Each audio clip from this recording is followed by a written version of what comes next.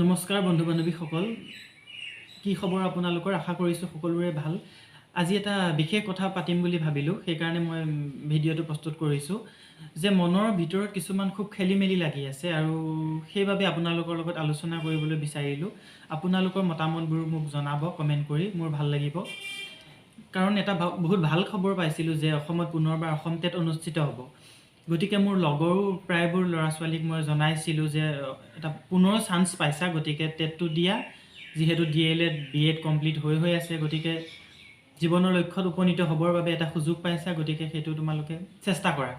কিন্তু প্ৰায়বোৰ ল'ৰা ছোৱালীৰ মানে এনেকুৱা ধৰণৰ হৈ গৈছে মনৰ অৱস্থা, আচলতে ভাগি পৰিছে তেওঁলোকে যে টেট ষ্টাৰ্ট হ'লে কি হ'ব বা টেট দিলে কি হ'ব। যোৱাবাৰেতো পাছ কৰি থৈছিলোঁ, কিন্তু অলপ মাৰ্কৰ কাৰণে আমি ৰৈ যাবলগীয়া হ'ল।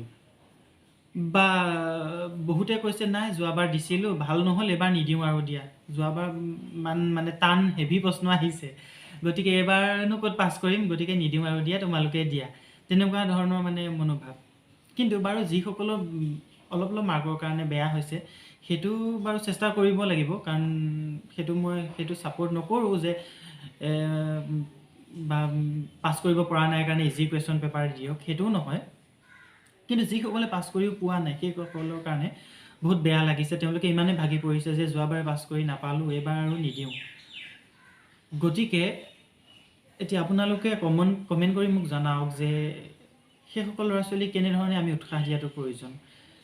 কাৰণ ইমানখিনি শিক্ষা আহৰণ কৰি যদি অলপ মাৰ্কৰ কাৰণে এনেদৰে ঘৰতে থাকিব লগা হৈছে, গতিকে সেইসকল ল'ৰা ছোৱালীৰ মানসিক অৱস্থাটো কিমান বেয়া হৈ গৈছে, খুব বেয়া লাগিছে। আচলতে বৰ ভাল ল'ৰা ছোৱালী, একে লগৰ হয়, কিন্তু অলপ মাৰ্কৰ কাৰণে যেতিয়া ৰৈ গৈছে, মানসিকভাৱে খুব ভাগি পৰিছে। মোৰ খুব বেয়া লাগিছে তেওঁলোকৰ লগত কথা পাতি।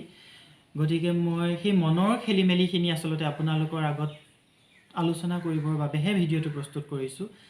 গতিকে আপোনালোকৰ ওচৰতো যদি তেনেকুৱা ধৰণৰ ল'ৰা ছোৱালী আছে, আপোনালোকে খুব উৎসাহ দিয়ক, কাৰণ সময় এতিয়াও বহুত আছে। গতিকে চেষ্টা কৰি যাওক, হয়তো সময়ৰ লগত নতুন পৰিস্থিতিয়ে তেওঁলোকক জীৱনৰ সৈতে মুখামুখি হ'ব পৰা আৰু বিভিন্ন ধৰণৰ সুযোগ তেওঁলোকৰ ওচৰলৈ আগবঢ়াই দিব। গতিকে হাৰ মানিব নালাগে জীৱনত।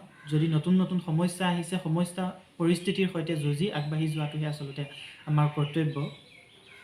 কিন্তু বহুতৰ হৈছে যে এইবাৰ টেট কোৱালিফাই কৰিও যদি আমি নাপালোঁ, আৰু কেতিয়া অসমত টেট হ'ব বা আকৌ কেতিয়া মানে তেনেকুৱা এটা আমি এপ্লাই কৰাৰ সুযোগ পাম, সেইটোৰ কাৰণেহে আচলতে তেওঁলোক ভাগি পৰিছে।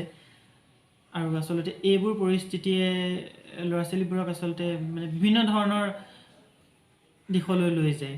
হয়তো কাৰোবাৰ যদি শিক্ষকতাই জীৱনৰ মূল লক্ষ্য আছিল, তেওঁ আন ব্যৱসায় কৰিব পাৰে বা বিভিন্ন ধৰণৰ কাম কৰি চলি আছে মানুহে।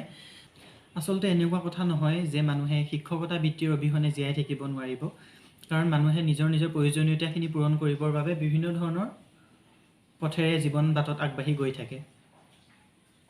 কাৰোবাৰ যদি লক্ষ্য আছিল শিক্ষক হোৱা, হয়তো সেইটো হ'ব পৰা নাই, কিন্তু বিভিন্ন বেলেগ পথেৰে তেওঁলোকে জীৱনৰ সময়বোৰ পাৰ কৰিবলগীয়া পৰিস্থিতিৰ মুখামুখি হয়। তথাপিও প্ৰত্যেক মানুহৰে কিছুমান জীৱনৰ লক্ষ্য থাকে, আৰু সেই লক্ষ্য পূৰণৰ বাবে উঠি পৰি ছাত্ৰ জীৱনৰ পৰাই লাগি আহে আচলতে। কিন্তু যেতিয়া সেই লক্ষ্যবোৰ উপনীত হোৱাৰ বৰ খেলি মেলি আহি যায়, লক্ষ্যত উপনীত হ'বৰ বাবে, তেতিয়া আচলতে মানুহবোৰ ভাগি পৰে। আৰু সেই ভাগি পৰা পৰিস্থিতিটোত আচলতে মানুহৰ সাহসৰ প্ৰয়োজন। গতিকে মই বিচাৰিছোঁ সেইবোৰ ল'ৰা ছোৱালী আচলতে আগবাঢ়ি যাব লাগে। সেইবোৰ ল'ৰা ছোৱালী মানে আচলতে ময়ো তেনেকুৱা বয়সৰে ল'ৰা হয়, গতিকে ময়ো বিচাৰোঁ আচলতে আমাৰ দৰে ল'ৰা ছোৱালীবোৰক সাহসৰ প্ৰয়োজন, ভাগি পৰাতকৈ উৎসাহ দিব লাগে, অনুপ্ৰেৰণাৰ খুবেই প্ৰয়োজন। কিয়নো আচলতে প্ৰত্যেকেই যি জীৱনৰ লক্ষ্যত উপনীত হ'বৰ বাবে অধিক কষ্ট কৰে, যদি সেই লক্ষ্যত উপনীত হ'ব নোৱাৰে, তেতিয়া আচলতে বহুত ভাগি পৰে। গতিকে সেই মনৰ খেলি মেলিখিনিহে আজি আপোনালোকৰ লগত মই শ্বেয়াৰ কৰিছোঁ। আপোনালোকৰ মনোভাৱবোৰ মোক কমেণ্ট কৰি জনাব, মোৰ ভাল লাগিব। আৰু মোৰ বন্ধু বান্ধৱীসকলক কৈছোঁ, যদি DLED BEd কমপ্লিট হৈ আছে, এইবাৰ টেট দিয়া, তোমালোকে পজিটিভলি লোৱা, হয়তো আগবাঢ়ি যাবও পাৰা, নহয় জানো? ধন্যবাদ।